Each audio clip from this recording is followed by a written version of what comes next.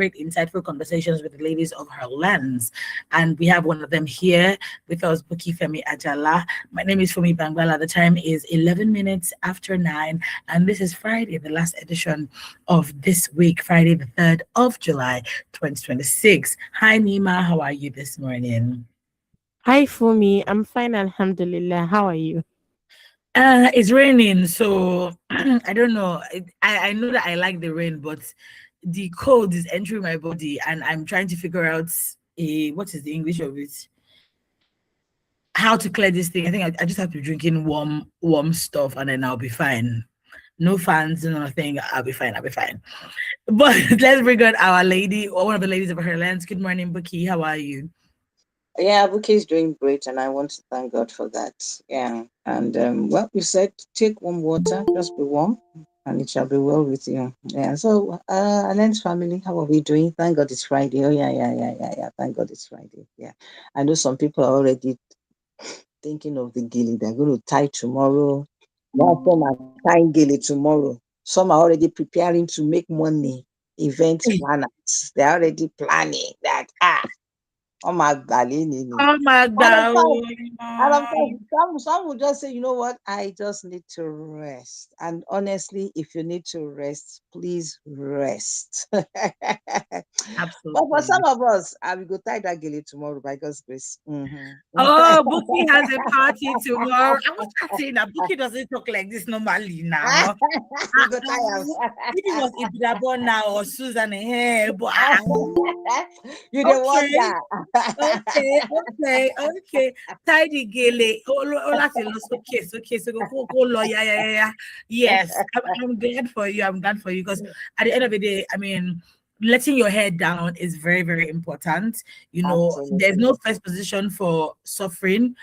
I'm not doing suffering Olympics with anybody. There's no suffering, there's no first position for, oh, I always take things so seriously. I don't even go out, I don't go to party. That's your business if you don't go. But these are the places that you meet people. That Yeah. people sign business deals at parties. You just happen to meet someone there that maybe someone that you didn't even know you were going to see there, and you've been trying to pursue the person. The person is very relaxed. You can sign that business deal there. You can get a number there, right? So, and that's not the focus really of letting your head down. But if you can do two makes one, why not? You know, Why if not? why not? Tomorrow, my kids have a party in the afternoon, I think. Yes, so I'm taking them. I like children's parties. I really do.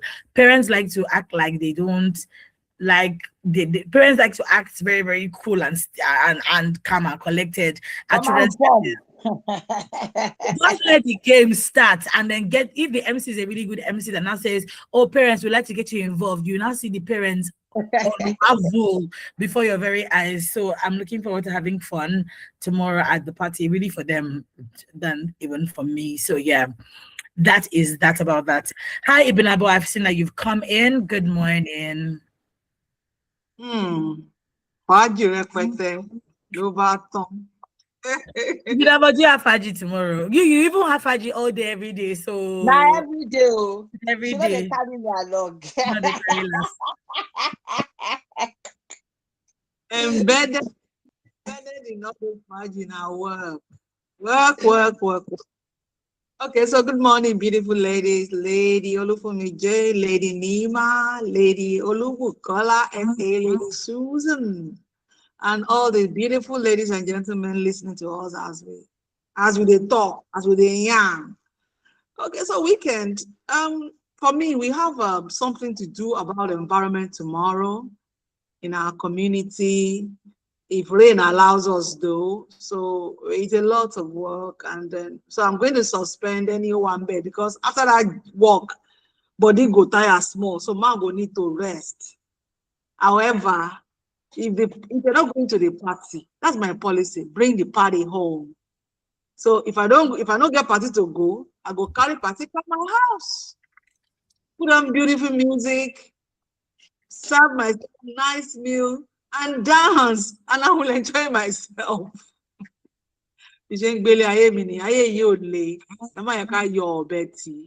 Life is too beautiful, too simple to be taken with such Yeah. grief and grief. Thank you. Thank you. Yeah. All right. Let's get into it this morning. I want us to start with this one. I'm trying to look for it. Susan Okay. is in the house. Oh, Susan is. Ah, Susan, I'm so sorry. Good morning, Susan. How are you? Good morning, Fumi. Good morning, Mambuki. Good morning, Mami Binabo. Good morning, Nima. Thank God it's Friday. Good morning, Thank God. HerLens family. Susan, what are your plans for this weekend? Is there any faji? Okay, so I'm missing Faji because this is not Lagos. Abuja people are forming too woke kò yé mi. Àwọn eléyìí wọn ò sọjí tó yẹ ká lọ jàmàlà tó dáa, Oh, but àwọn eléyìí wọn máa dọ́ọ̀lù olúwẹ̀. But then yesterday I went to discharge my friend who had bilateral amputation. Just to cheer him up. I was there when he was wheeled out on Tuesday from the theater. Yesterday, he was to be discharged to cut costs. So I was there to ginger. You need to see my videos, dancing, hailing him, just to make him happy. So tomorrow, I would also want to visit him and see how he's faring. It's not easy, but then we're here to live, no going back. yeah. Susan, is it the same person? There was someone that you meant. No, it might be a different person. A few weeks ago, you talked about someone that um needed to also get an amputation done. It's not definitely not the same person, right? Yes, it's the same person. He had done an amputation last year, but it was done at the wrong place. There's a place you will amputate, you will not be able to use a prosthesis. So we need him to use a prosthesis so he can move independently. So he had to amputate a second time. And it is bilateral, both legs. But hey, he's alive and we're smiling. Okay, thank God. I just want to commend you with the work that you do, and I'm glad I say this all the time to you. The work that you do with persons with disability, being holding space for them, being a soft landing, a safe landing for them, and I believe that every single person needs someone to lean on, someone who's gone through a particular experience that you are about to go through, and that can hold your hand through it. We don't really have. We talk about how we're communal in Nigeria a lot, but when it comes to this kinds of situation, we don't really have communities that hold space for each other. Everybody wants to mind their business. You hear things like, oh, you're not the first to go through it. But I really, really, really want to commend you and thank you, Susan, for the great work that you do. Just making sure that they understand that look, it's not the end of the world. They understand that you don't just tell them those things, but you also create a safe space for them and a community that they can join that makes them feel, oh yeah, it's not the end of the world. There are still people that are differently abled who are doing great things in society. And you, like I always tease you, you're doing amazing, amazing things. So I just want to thank you and appreciate you for that. It is so important. People, if you're having this kind of situation, please just call Susan. She's your gal. She got you. And I pray that God will continue to give you, because money is very important in this kind of work that you need, that you are doing rather. So money will come. Money, plenty of money will come. Amen. Thank you, Fumi. Thank you so much. It was as if you were on my Facebook this morning because this was what I wrote about. Most times, I am not an amputee. I'm just a polio survivor, but I understand what support system can do for any human being, anywhere in the world, whether it's disability or not. Having someone tell you you are not alone, you can do it, and that was what our engagement in May was about. I didn't even have money. I was so broke, but we had to take him out for 2 straight days, psych him up, tell him how long we've come up with our disability and how we are navigating. It's not going to be smooth. Forget all the vibes and inshallah now. With time, people will fade. You will just be left with your own thoughts. And so it was easy for him, to go in for this surgery, knowing fully where. In fact, immediately he came out of the theater and saw us, he just started smiling. He was like, this woman. So you are here again. But hey, I have to show up. Thank you. Oh, thank you so much, Susan. I mean, that smile that he saw, just seeing you. No. Thank you so much, Susan. Okay, let's get into it this morning. I want us to quickly talk about, Ibn Abbas sent this yesterday. The federal government inaugurates implementation committee to fast track smart, bilingual, and alternative schools. So smart schools in terms of equipping students with digital skills for the modern economy, bilingual schools from the name you already know, languages and all of that, integration of languages, and then alternative schools for the vulnerable and the underserved groups of people, especially out of school children or even girls. Yeah, my while I commend this initiative, I worry as to the implementation of it, because even normal level basic education, we don't really see implementation. How much more here? I also worry about the bilingual schools program, because are we talking about international languages, or are we talking about our own ibile languages? I ask that because you're like, our local languages were seen as what was that word? Ah, what was that word we used to call it in school? Vernacular. Is it vernacular? Vernacular languages are not allowed in school. So in recent times is when we've been seeing that, oh, languages are being brought, but it's not even on a large scale. When I was in primary school and secondary school, I did Yoruba, I did Hausa, and I did Igbo. So my basic knowledge of the numbers in the Igbo language was from primary school. My basic language knowledge of Hausa as well was from primary school, because we have so many languages, and they're like, you know what? Let's tailor it down to this main three languages. Somebody might argue and say it's not the main three, but just say for the main three languages, and still we're not seeing that. So when we say bilingual, do we mean French, which I know is important and is an international language and it helps communication on a larger scale, but what are we promoting exactly? For the alternative schools, I worry, because say, oh, it's serving the vulnerable, it's serving the underserved, it's serving the girls. We've been fighting this fight for a very long time, so I don't think that starting off this initiative that's my concern. Again, like I said, I don't mind this initiative. I don't mind that they want to fast track it, but I worry about the implementation of it. I worry about the sustainability of it. So I'm just gonna let the ladies start. Bookie, over to you. Okay, I guess let me start so that the educationists, they can wrap Yes. up my own. Yes. There's nothing wrong, in reforming policies. Mhm. They have their data, they have their statistics, they have their reasons. So we are looking at it that, okay, what is it about this? Will it bring about the development that we want to see? Yeah, it's good. They want to talk about the joining of the GSS and SS classes, which is very good. They want to talk about smart schools. They want to do bilingual schools and alternative schools. On the surface, it looks good. But the issue is, one, implementation. How would they implement it? For instance, if I'm to sit with them in the same room, I will probably find out what is different. We have schools that are in the rural community. They don't even have tables, they don't have chairs, they don't have teachers, they don't even have infrastructure in terms of a proper building. They're still using the blackboard, right? And they don't even have light. Why are you not improving that? Except maybe under this policy, it covers that. Then apart from that, if we study all other nations that have done so well, Singapore, all those other nations, Singapore, Finland, yeah, I mean, we talk about Finland all the time. You'll find that they concentrated on one, teacher quality. The quality, because they are the ones that are giving out. You cannot give what you do not have. Teacher quality, a robust curriculum, right? Then, of course, accountability. Yes, we talk about STM, and then, of course, research, and of course, the student learning environment.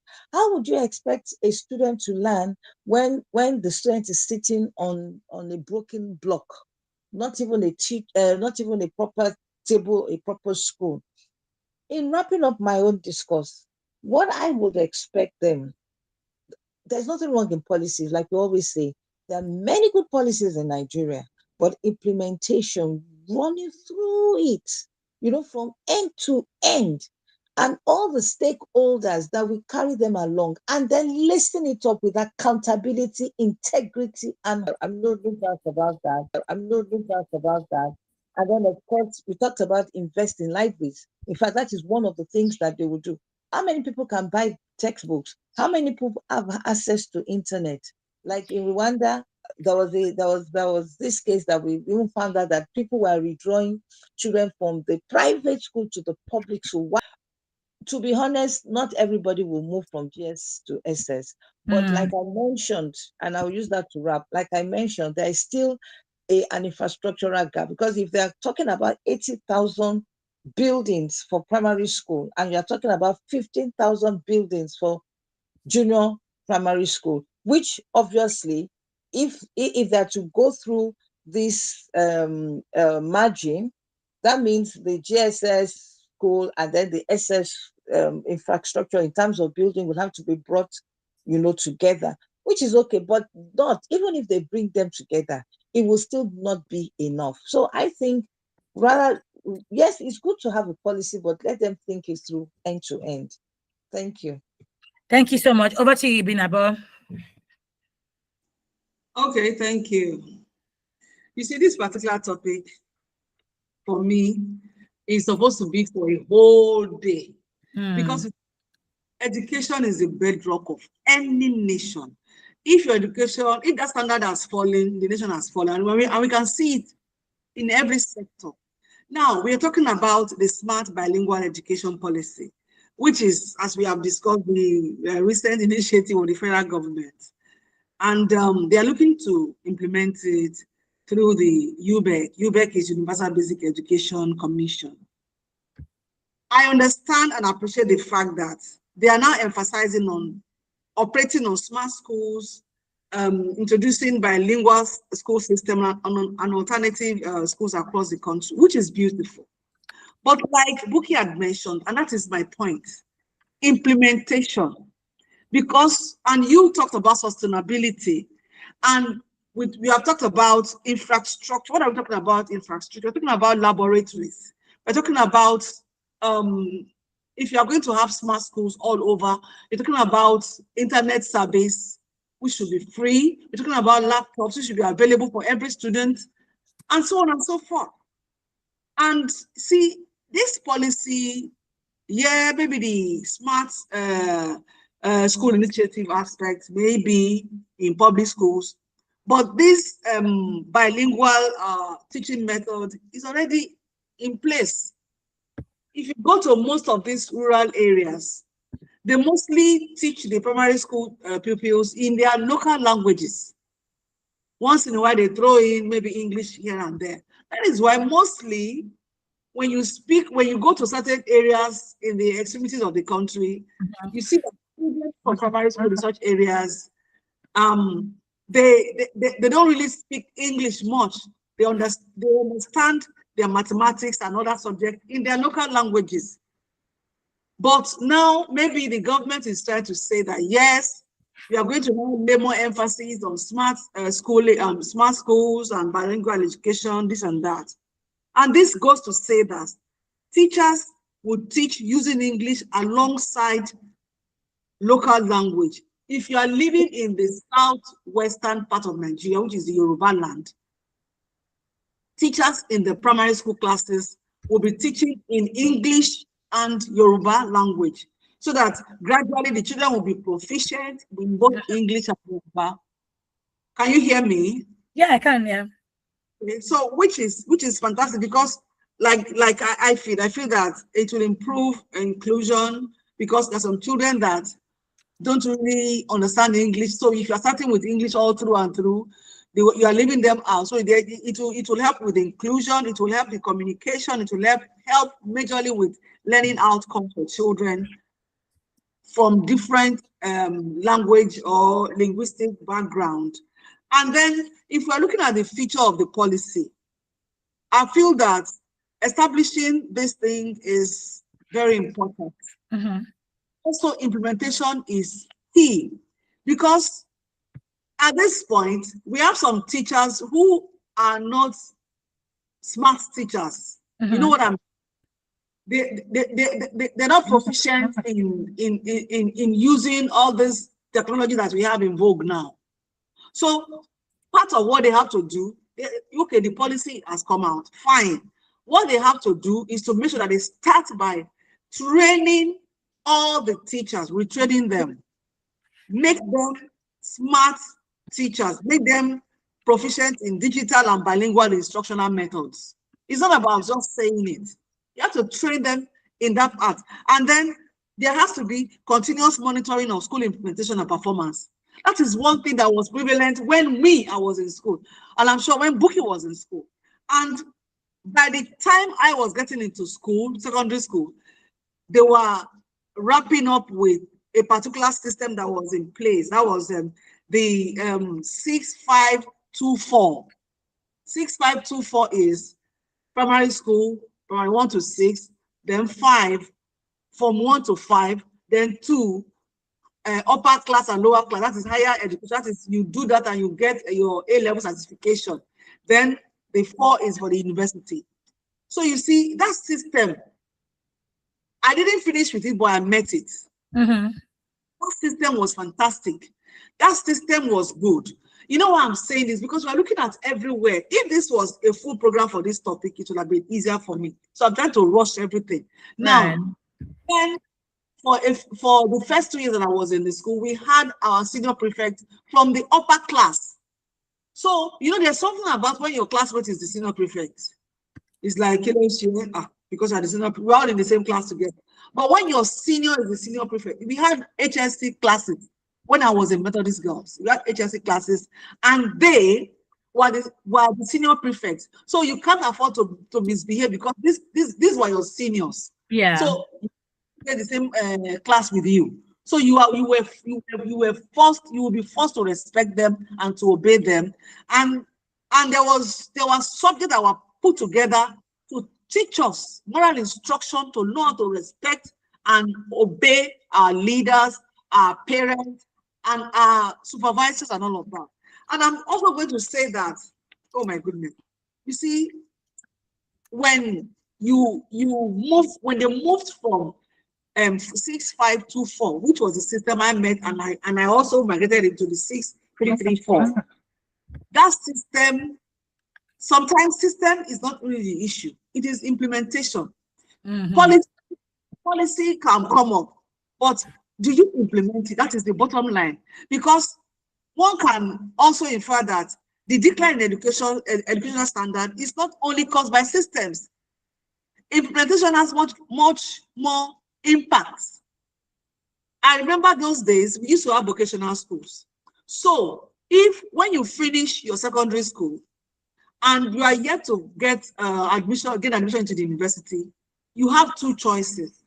If you have your WAEC, your 5 credits, you can further as an A-level student, or you can enroll in a vocational school. I have friends who, after secondary school, enrolled in vocational school. One, there used to be this school, in Nigeria, a UK-based school in Nigeria, speed writing. They were teaching about secretarial courses and all of that.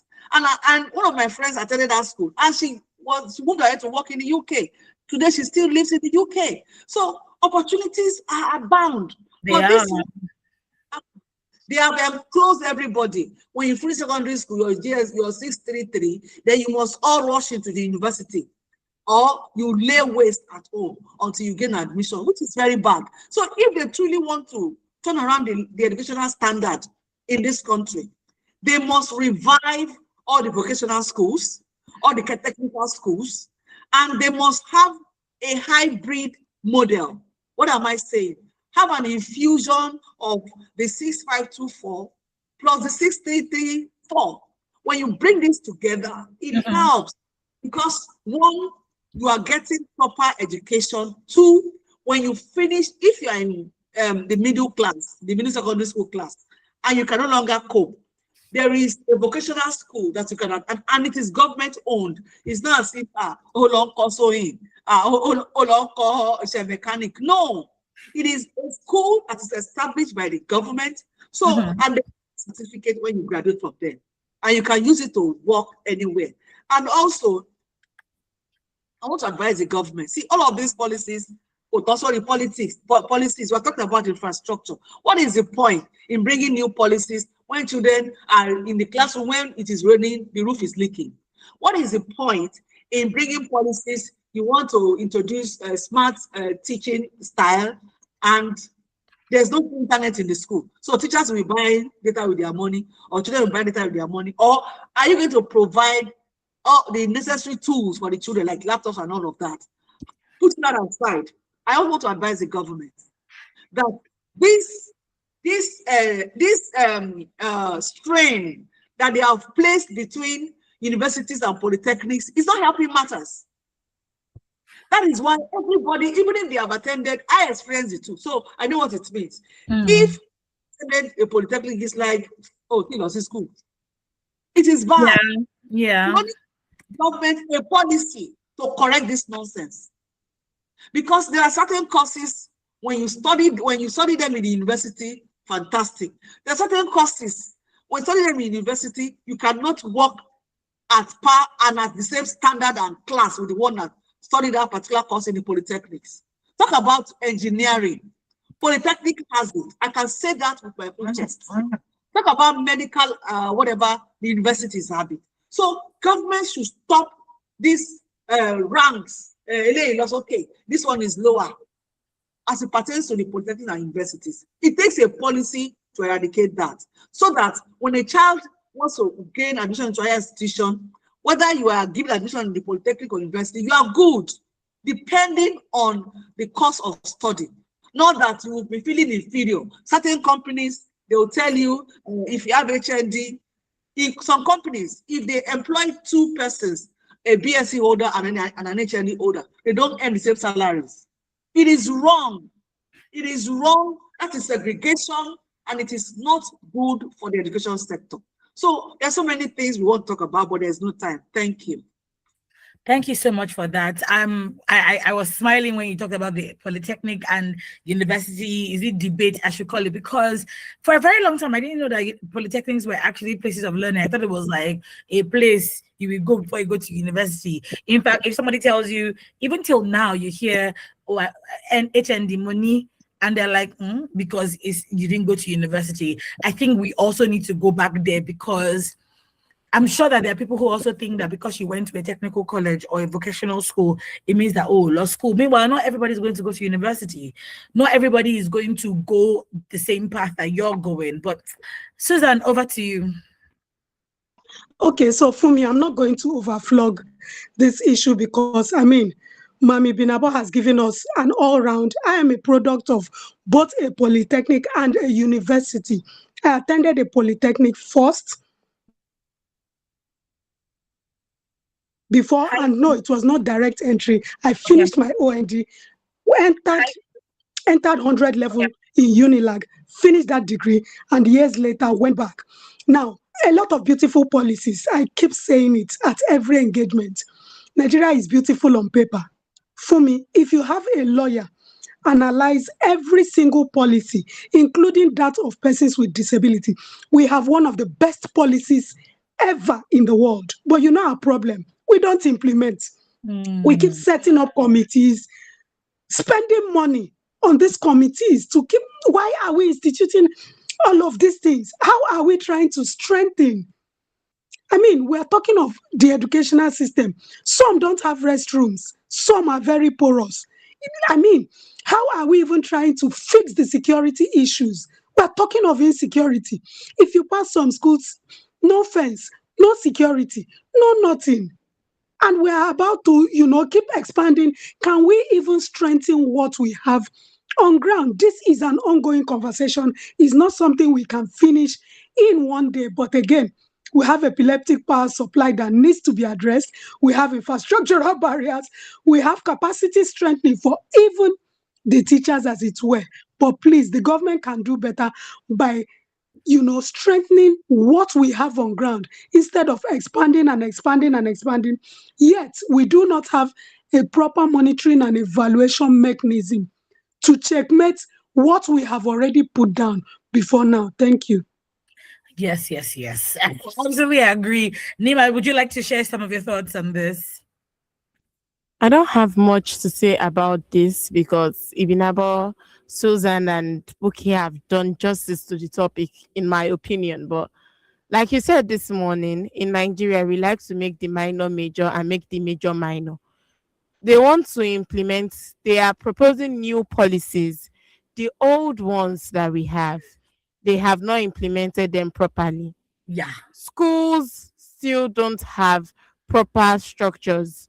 Classrooms are empty. Students are leaving schools. No windows, no toilets, no books. Libraries are empty.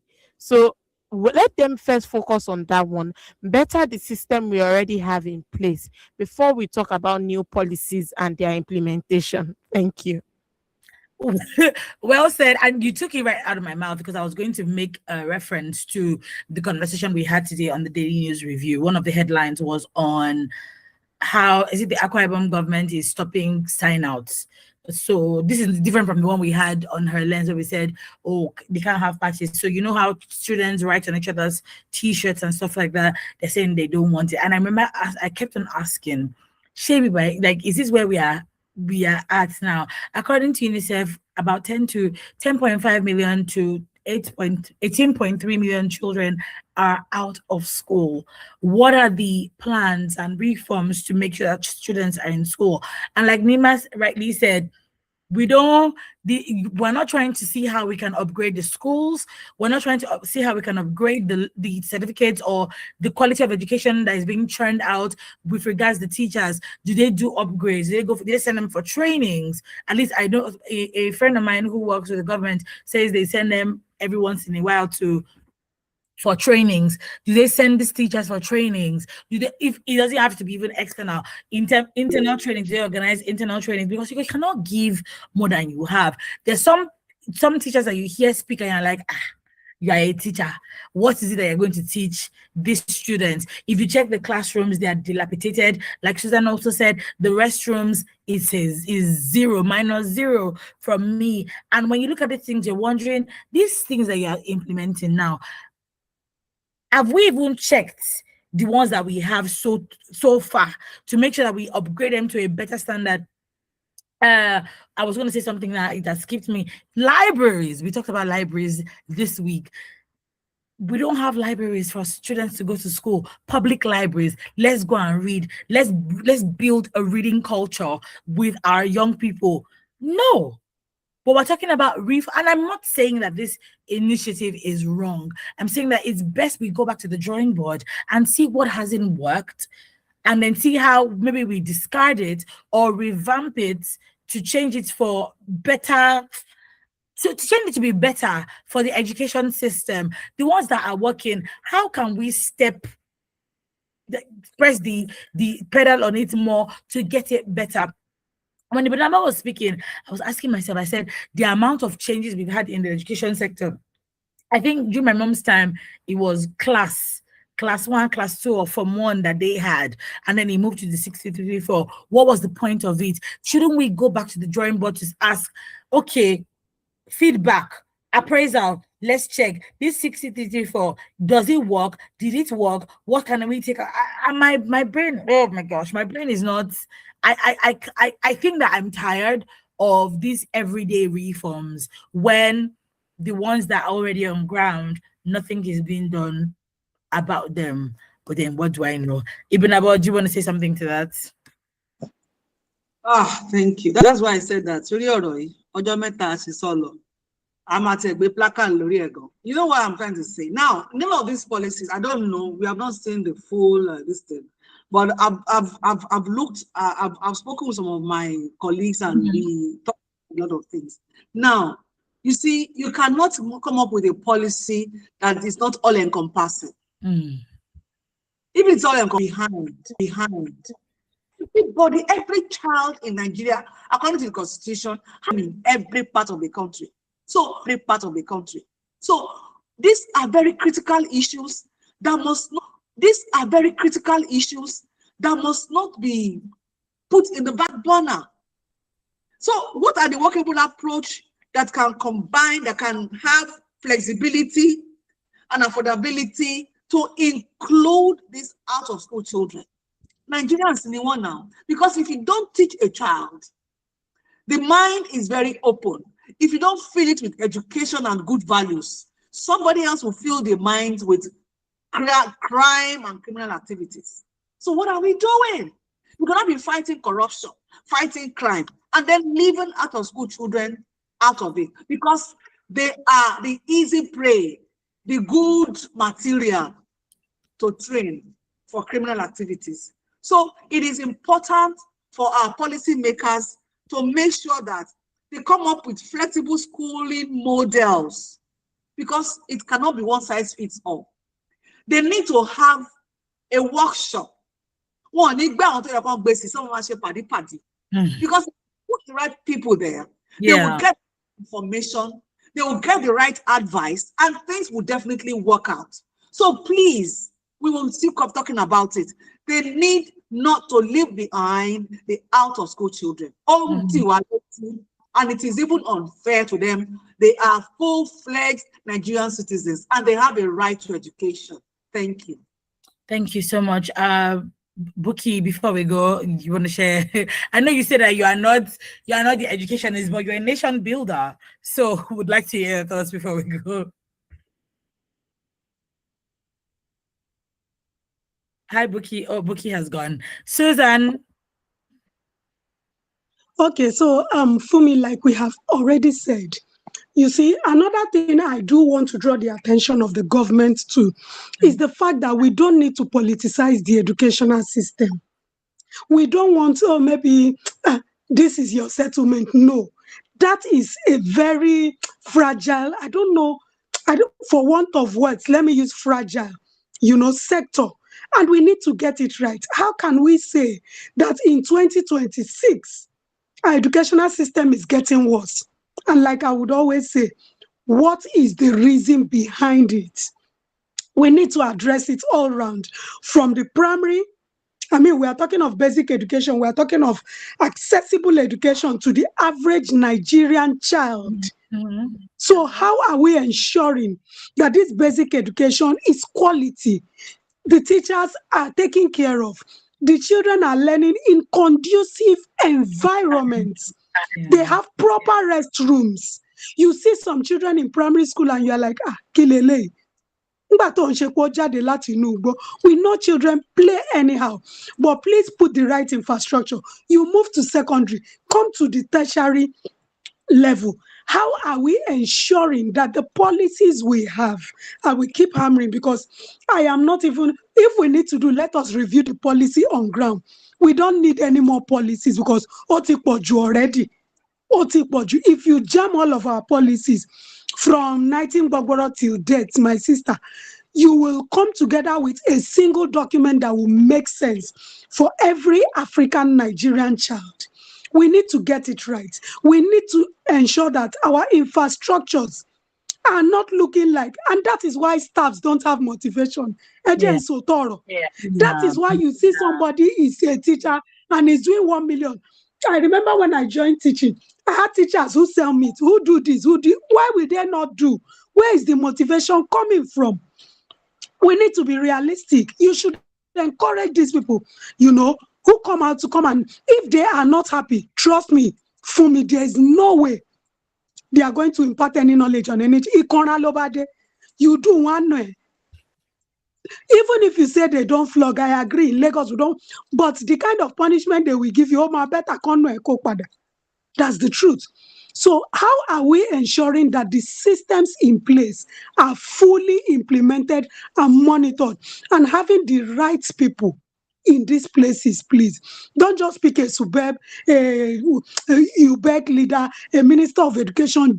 No, we need the right people in this system. It will help us to address 80 to 85% of the issues. And once this is addressed, for me, we're on the right track. Thank you.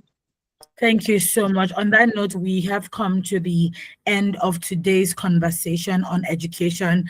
I mean, we cannot but still plead with the government and the powers that be to make sure that beyond these reforms, that there's checking. like check to see like this thing that we're doing, that you are doing, it is not just for optics purposes. Let's not be like we did not work, but it's more for like sustainability. The children are our future, oh. And if there's already a rot in the system, in the education system, we're in trouble.